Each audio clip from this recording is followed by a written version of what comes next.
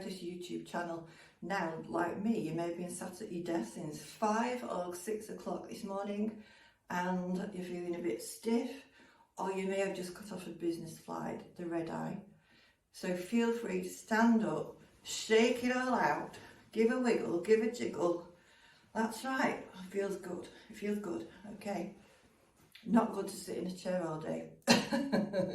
So, if you have a disruptive, high-value technology ready to launch or scale to market, then this video is for you. And what do I mean by disruptive? Well, a disruptive technology, in my mind, is one that challenges pre-existing ideas of good clinical practice. It challenges business as usual. And so, in order to derive value from the technology, the healthcare providers almost always need to change the way they do things. Most likely, it's also more expensive than older technologies in use.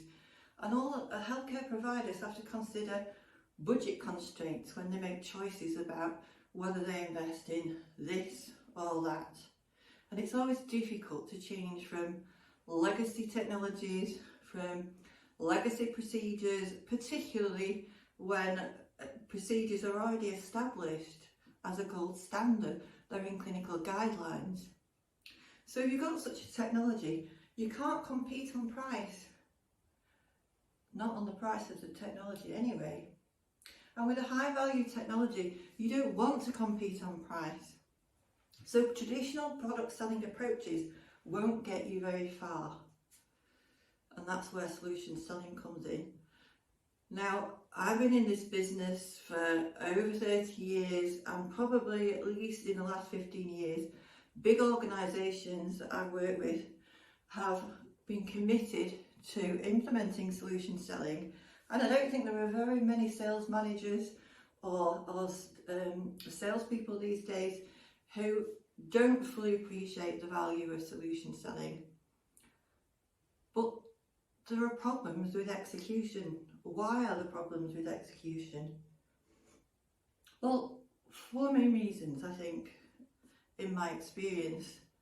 First of all, many companies, or I would say most companies, don't have the breadth of products and services within their own product platforms or their own regions or within each salesperson's bag to be able to put together a solution that's meaningful for the customer.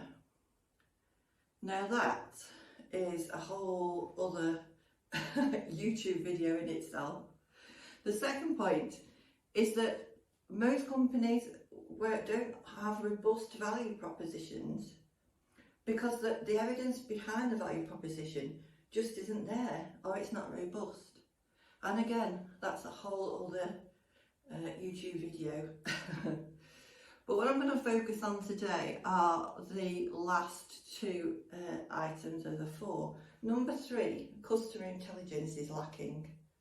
Most salespeople and most sales managers don't understand the problems of the customer, the priorities of the customer, what keeps them awake at night. And if you don't understand that, you can't do solution selling.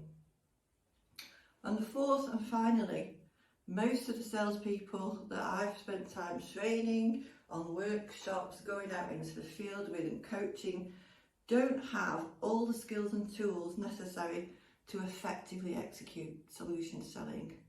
The good news is we can do something about it. So I'm going to go off and have a cup of tea. I live in Italy. Imperatus is based in London, but I can't shake off those British habits, and I don't think drinking tea is a particularly bad habit. So I'm going to go off and have a cup of tea.